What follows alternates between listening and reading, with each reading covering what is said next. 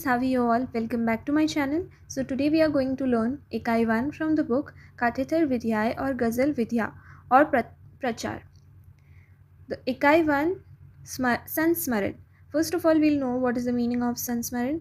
संस्मरण एक ऐसी रचना होती है जिसे लेखक अपनी अतीत के अनुभवों, यादों या किसी व्यक्ति से जुड़े घटनाओं को याद करके लिखता है।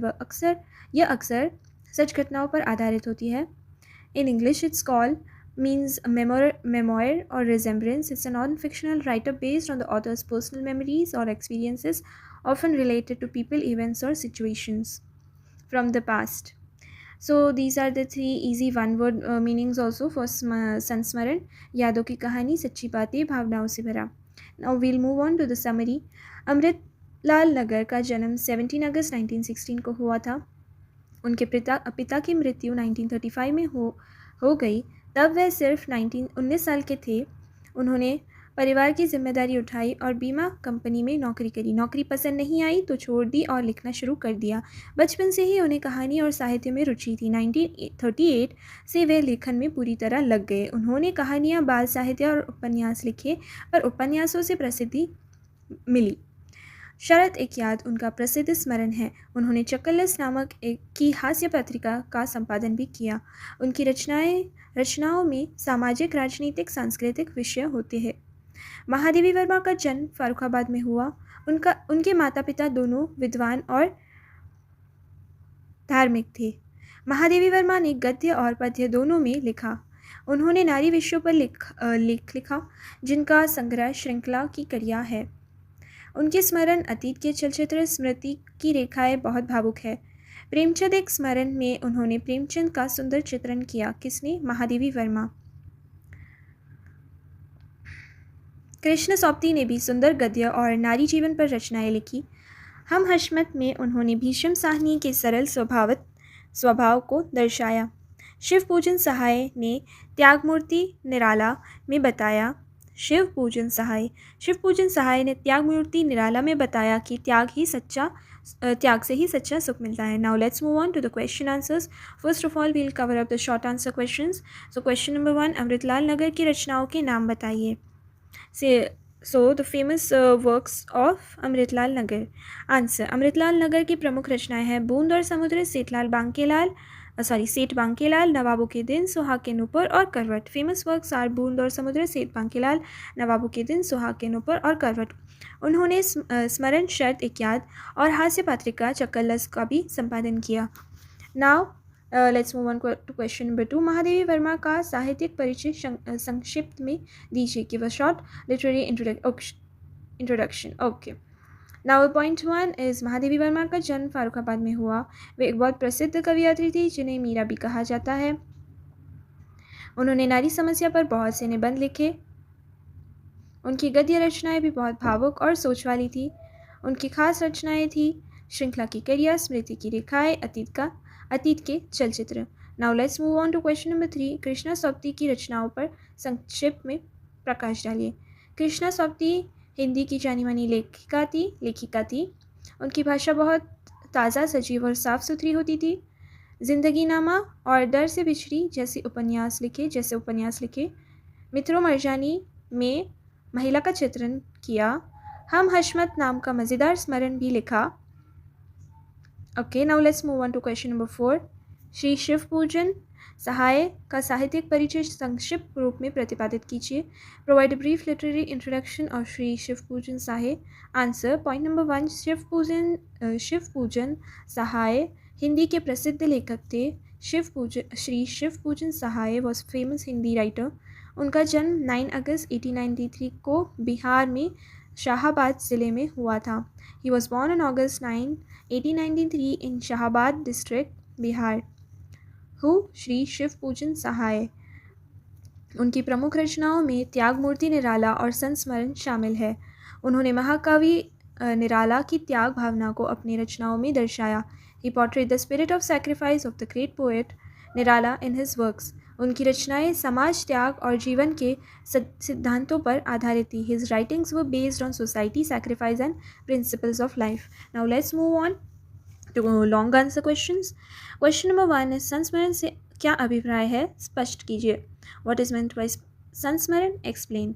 आंसर पॉइंट नंबर 1, संस्मरण का मतलब है किसी व्यक्ति, घटना या अनुभव को याद करना।